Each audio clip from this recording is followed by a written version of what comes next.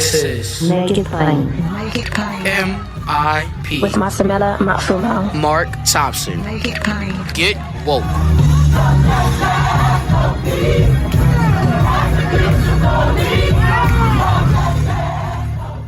Ladies and gentlemen, welcome back as always. Because it's DailyKos. That means it's time for the founder of the largest online progressive community, DailyKos.com, the founder of the largest and most accurate polling firm, Civiqs with a Q.com, and the host of the brand new, most popular podcast in the world, The Brief, our friend Markos Moulitsas. How are you, buddy? Doing good. Still batting .333, I see. You are. We are what we pretend to be. So this is what we're doing. Lots going on, man. First of all, foremost in my mind, and in some of the groups I've spoken with, we had the march at the Lincoln Memorial on Saturday, coalition of almost 200 organizations, and we can't stop. Just in, I guess, the past 24 to 48 hours, Supreme Court refusing to intervene in another egregious Texas law, which many say effectively, Markos, brings Roe v. Wade to an end. Talking to some of the women's groups, reproductive rights groups, we may have to get right back out in the streets on that issue alone again. So the Supreme Court has been using what's called the shadow docket these last couple of years to render decisions that are incredibly controversial, to say the least, but also really run counter to precedent. Supreme Court's supposed to follow precedent. And if it doesn't, it's supposed to actually make an argument as to why that precedent should not be followed. In this case, we're calling what's a shadow docket, right? So what happens is, in a normal case, an unconstitutional law is passed. It is appealed up and up for an emergency order stopping that law while the case is being litigated. Well, in this case, the emergency appeal was ignored by the Supreme Court, which essentially keeps that law on the books. Now, there's still going to be a whole, couple of years process where this law is litigated up the court system, but it has been left intact. And had a normal Supreme Court looked at this, they would have said, yeah, this breaks precedent. We have to put a stay on this law while it is being litigated. And so you have people like Justice Roberts playing the moderate. He's a swing vote. And this last term, the court turned back some pretty serious conservative challenges that I think surprised a lot of us, because these weird coalitions came in with Barrett and Kavanaugh and Kavanaugh,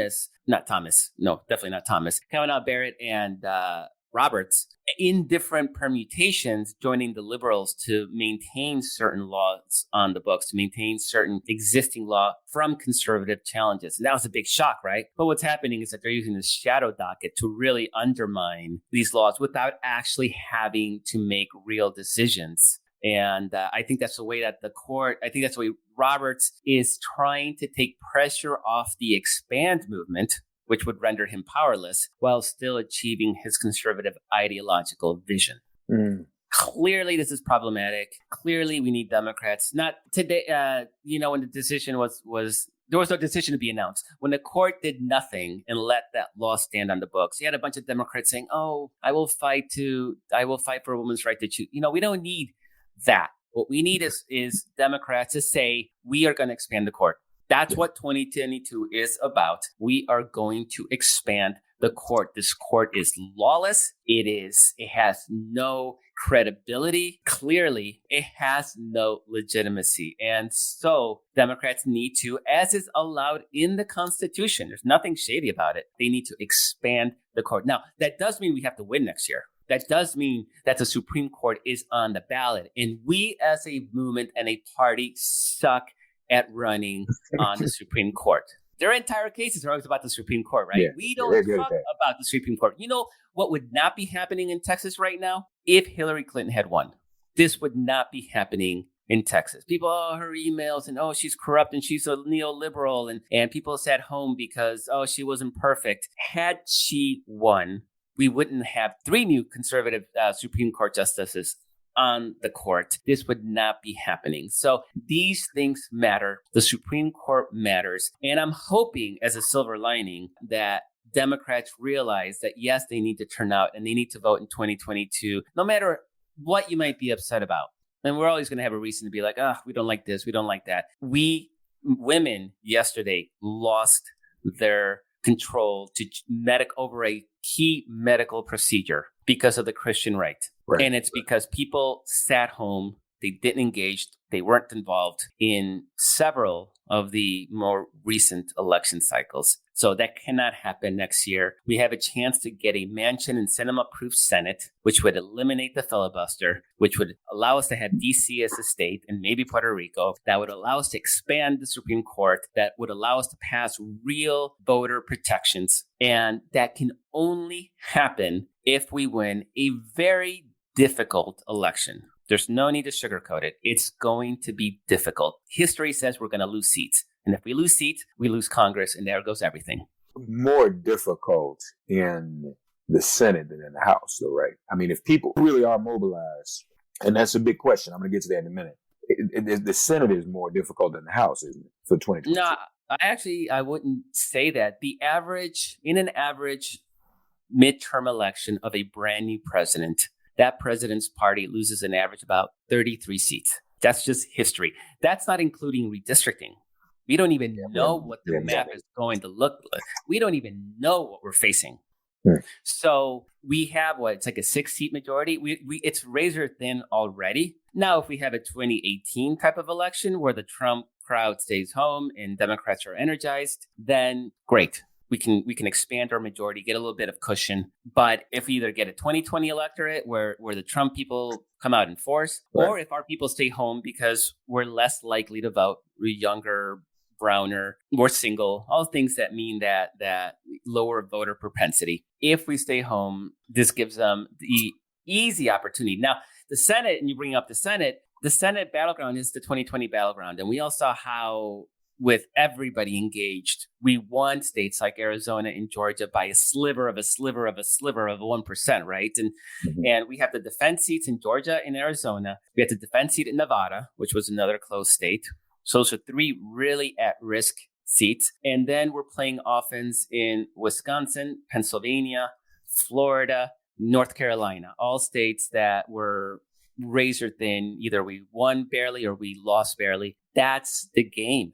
That's it. Everything else. I mean, Ohio, Iowa, those states, all these white, Midwestern, industrial, and rural states, I think they're lost to Democrats, absent a massive wave. If there's a wave and we win states like that, okay, we won. I don't see a massive wave on our end right now. In fact, there's a better chance of a wave on their side, especially with Joe Biden's poll numbers dropping in recent weeks. So this is going to be a real fight, and the Supreme Court's going to be front and center. And if we lose it, we lose women's right to choose. Is gone. Period. The end. So let's back up for a minute. You mentioned the expand movement. Is there right now a real and viable expand movement to begin with? No. Okay. So you had Senator Markey of Massachusetts came out for expanding the court. Other people have in the past. It's clearly something Democrats are afraid to talk about. And the only reason I can see that happening is because they know that the right is really good at running on the Supreme Court, while our voters had never seemed to give a damn. And so I don't know if there's a lot of upside. I think they need to talk about it, though. I think they need to. If our side doesn't understand what the stakes are, they need to be educated about what the stakes are. And hiding the Supreme, on the Supreme Court issue is not going to do us any good in 2022. Their side's going to be energized over the Supreme Court because it always is. They know how to run on that issue. We need to learn how to do that as well. More MIP after this message. If you don't mind, I'm going to give you an assignment. That won't be the first time I've done that. I think you should come up with a checklist, and I'll help you, of things Democrats should take on that they're afraid to. And that's one of them. And there are a lot of things that we as Democrats, with Democratic politicians, Democratic Party should be taking on that we're afraid to. But that's just something to think about for the future. I agree with you. We concede too much ground on issues that we should not. Now, having said that, if there were a chance to run on the Supreme Court in the right way and to rival the Republicans in running on the Supreme Court, it would seem to me that it's this issue. This is the fundamental issue for women. Women are the base and the majority within the Democratic Party. But here's the other speculation that I'm hearing. that when it comes to voting rights, and possibly I can even see this coming down to the Roe issue as well.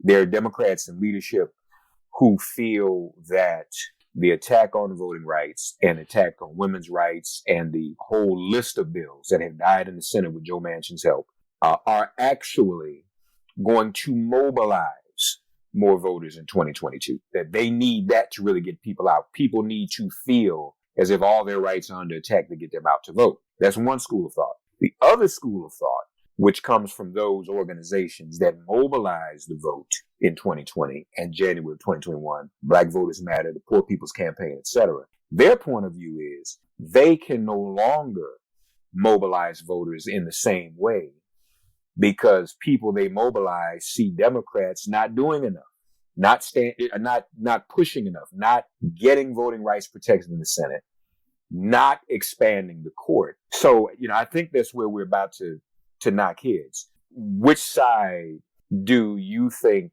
is, more credible to listen to? The side that says this will help, or the side that says this is risky business and it's going to backfire? There's for sure a sort of Chicken Little component to always saying Republicans are going to take away your right to choose, right control of your body. And then it not happening year after year after year to the point you're like, it's just politics. It just happened. It literally just happened. So it's no longer theoretical or a possibility. It's actually a thing that happened. So I think that sort of hopefully lights a fire under women and single anything. And because they're usually younger people and younger people are less likely to vote. But hopefully it lights a fire under single women and even some single men that may not vote otherwise. That said, you are absolutely right on the second school of thought that we need to show results. And so people fought hard in 2020. Joe Biden's overperformance compared to Hillary Clinton was utterly dramatic, particularly in some of these key battleground states like Georgia and Arizona. And so you have to show that work and effort and the money that people donated was worth that time and effort. And so for young people, the easy one, and I still don't understand why it hasn't happened, is to forgive $50,000 of student debt. Just strike it away. Do that. Do things like that to show people. I mean, we had no problem spending $250 million every single day in Afghanistan for 20 years. We can forgive crushing student loan and give our economy a huge, huge boost. And young people, give them a new fresh start in life. That to me is a no-brainer. So you need to be able to show that progress. And this is why Sinema and Manchin are so dangerous. It's not that they're just stopping legislation and, it's not, okay, let's just wait till next year. Hopefully we have a bigger majority and we can pass this stuff. It's that they are allowing Republicans to depress Democratic turnout. And by being a-holes and not allowing anything to go through, they are almost guaranteeing themselves a spot in the minority. And maybe they don't care, because if they're in the minority, they don't have to vote for things that they don't want to vote for. But I mean, they still have a D next to their name. I don't understand why they would work so hard to undermine the ability of the Democratic Party and Joe Biden to be successful and to turn out its voters next year. And the ultimate thing, those Democratic policy, it's good for all Americans. This isn't targeted to blue state core voters, right? This is just good policy all around. And it shouldn't matter if you're in West Virginia. I mean, there are plenty of students, I'm sure, in West Virginia with that they'd love to get rid of. West Virginia, one of the poorest states in the country. West Virginia has actually lost population in 10 years. People are desperately trying to get out of the state. They're dying of opioid addictions. It's just not a state that's very healthy. Take away some debt. Some debt. Yeah, you're right. And these are things that are going to have to happen if the votes are going to come out, if people are going to stay interested, unless we will succumb to what usually happens in a midterm. More MIP after this message. Hey there, I'm Nadia Komodo. Check out my show Tigress, which is basically my unfiltered and unapologetic journey of being a work in progress. I hope that I am authentic and I try to be as unfiltered as I possibly can. I am so passionate about what I do, from talking about periods to wanting to build community around the cause to loving the business that I'm working on. Tune in each week on Apple Podcasts, Spotify, or wherever podcasts are streamed. I remember when it was said that Virginia used to go back and forth, and people said that was inevitable. No matter what, no Virginia government can succeed her or himself. So it would always flip back and forth. That's changed permanently, pretty much. Virginia is about as blue can be. I don't know that Virginia will ever go back to the type of thing.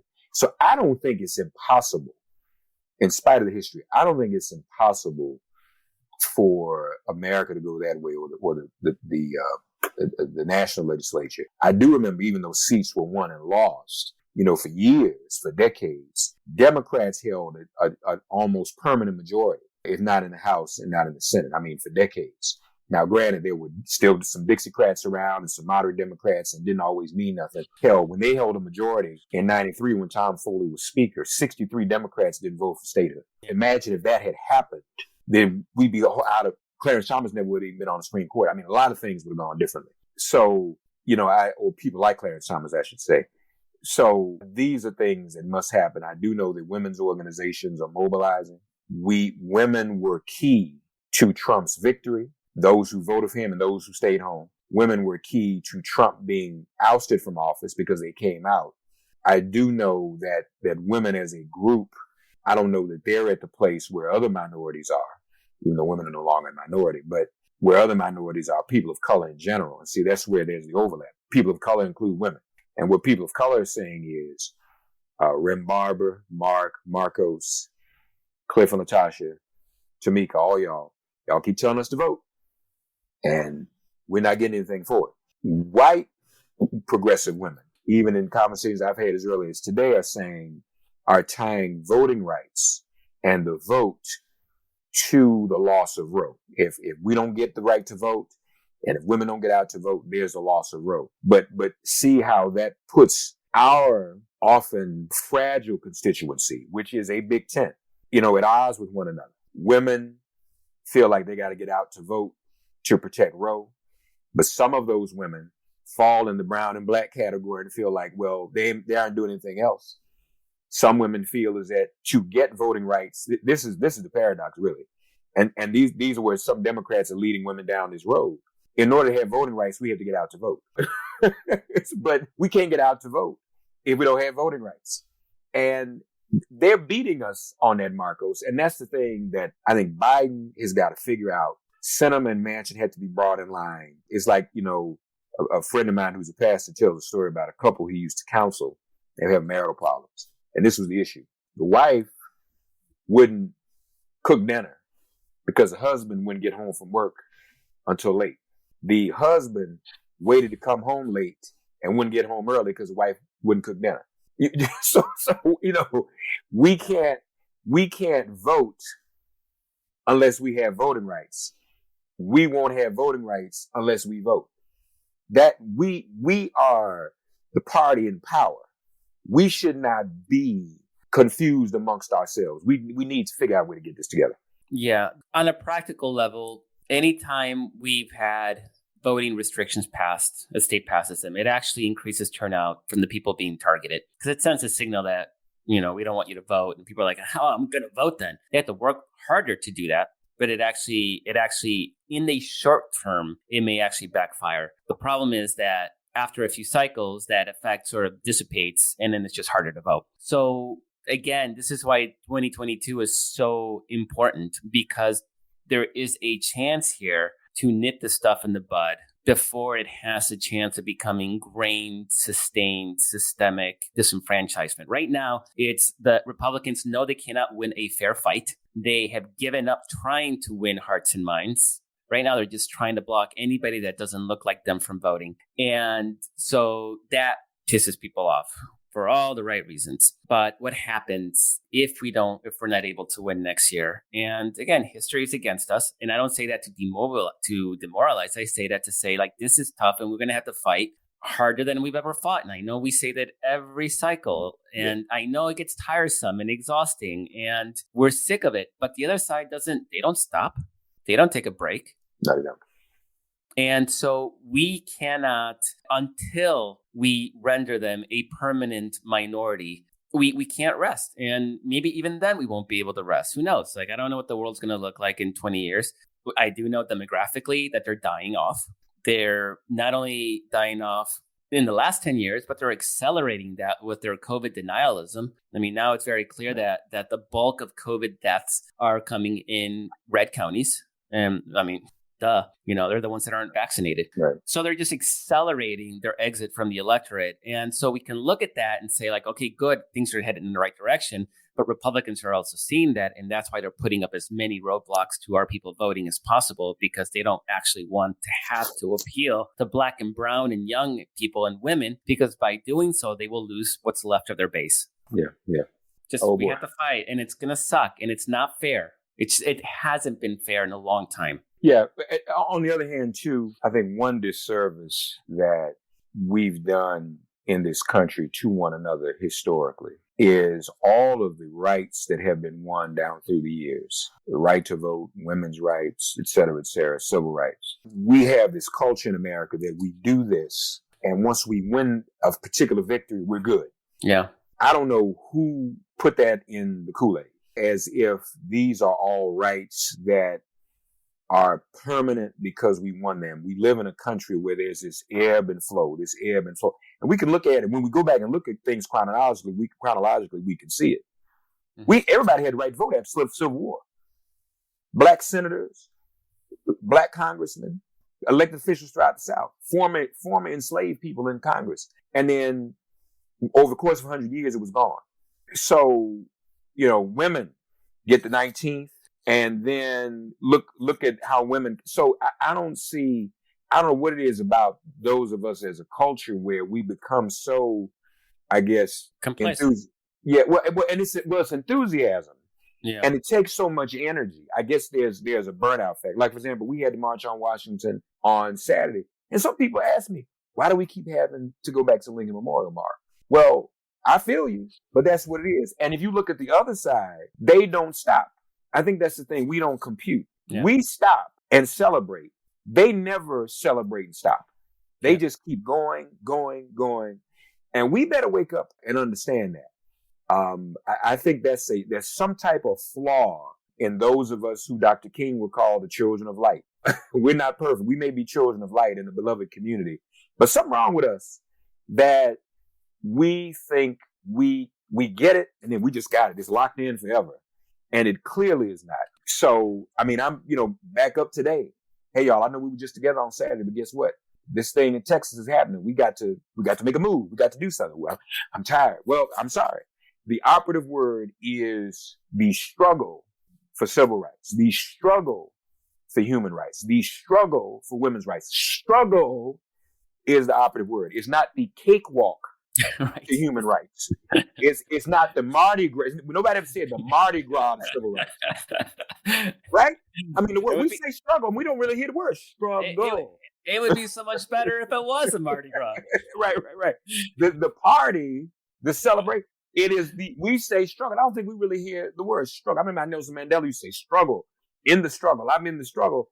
And there's just a lot to that. And I think we have to figure out we take that more seriously and also let Democratic politicians know. And I'm going to tell you some stuff coming down the pike. Reverend Barber's looking at some things. Reverend Barber has no patience for Joe Manchin. He is on him, like the expression says, like white on rice, even though Reverend Barber's black. So, folks, this is what we're going to have to do, unfortunately, as much as I hate to admit it. And I hear the cries of my comrades. Mark, I don't know if we can mobilize people another term, but we're not going to have a choice. And as you and I have also said, we've got to get to the point where we're also informing people about down ballot. See, the thing about the redistricting, the other thing we did not do in 2020 was emphasize statewide legislative elections, because that's where that decision is made. We were focused on Trump. I get it, but we got to walk and chew gum at the same time. And folks, we just going to have to step up and then be tireless until, in fact, we get to the point where the population who wants to stop us does eventually die out, because they are. That's why they know they're dying out. So these are the last gasps, as James Baldwin would say, of a dying civilization. Yeah. Their policy gets crazier and crazier because they're trying to lock this stuff in before they're out. Yeah. They know their time's up. They know. They can do the math. The last gasps of a dying civilization. And I'll end on this. Isn't it interesting? And you and I have said this before. in spite of all the loss in Afghanistan, the turmoil, the non-justification for all those 20 years there, America can say that unlike the Soviet Union and other civilizations, Afghanistan did not destroy it. It ended the Soviet Union. It ended that regime. Afghanistan isn't doing that per se. It is the Republicans. It is one party that is doing more damage to this country than even a 20-year war in Afghanistan did. That's a hell of a thing. You can't even blame it on Afghanistan. What was your book? The American Taliban, right? Oh man, everybody's telling me like, you saw that coming 10 years ago, and I got criticized so much for writing the book, The American Taliban, because you're being unfair to Republicans. No, I wasn't. It wasn't even anything. I wasn't even being. There was nothing esoteric about my argument. It was just like, look at them. Look at what they're saying. They're saying this out loud, and this was pre-Trump, and they were already saying it out loud. Now forget it. So now it's even more out there. Headline, DailyKos.com. As the Taliban threatens to roll back women's rights, Texas says, hold my beer. Yeah. And the same people running about, I'm so worried about women's rights in Afghanistan are supporting what is going on in Texas. Yeah. They also banned critical race theory. I mean, this is all just nonsense. Yeah. This is important, folks, because as Markos said, I hope you picked up on this, Supreme Court does not intervene in the name of precedent. This means other states will begin to do what Texas is doing, and there'll be open season. Yeah. And by the time this other case gets before the court, it's already fait accompli. It's already happening. Yeah. What's the big deal? And do we really think that these Republicans are going to invalidate that law? I mean, it's not going to happen. It's a 6-3 court right now. Yeah. Folks, also on this week's brief, a conversation with John Soltz of Vote Vets on Afghanistan and what could happen next. You want to check that out as well. The brief is available not only on YouTube, but wherever you get your podcasts, if you haven't already taken part. And folks, you all are fortunate. Every week you get DailyKos and you get the brief. So this is great. Markos Moulitsas, thank you as always, buddy. Thank you so much, Mark. Everybody, please stay safe and healthy. Delta's no joke. Right. And talk to you next week. Okay. Thanks, Markos. Thanks for getting woke and listening to Make It Plain.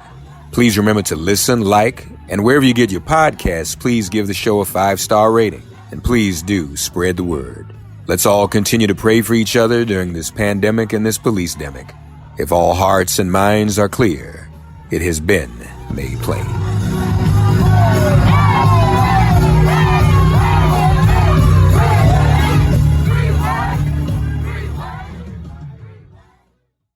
Is your wallet a little lighter than usual after the holiday season? Consider it money well spent, because you deserve to live your best life, and the Chime checking account wants to help you live yours to the fullest. A little extra money goes a long way, which is why the Chime checking account has tons of benefits that millions of members love, like fee-free overdraft up to $200 for eligible members, no monthly fees, and access to over 60,000 easy-to-find and fee-free ATMs. You even get paid up to 2 days early with direct deposit, all while managing your money on the go, including sending and receiving money fee-free with friends that aren't even on Chime. Sign up for Chime today for you and your wallet. Get started at chime.com/goals24. That's chime.com/goals24. Banking services and debit card provided by the Bancorp Bank N.A. or Stride Bank N.A. members FDIC. Spot me eligibility requirements and overdraft limits apply. Access to direct deposits up to 2 days early depends on the timing of the submission of the payment file from the payer. Out-of-network ATM withdrawal fees may apply.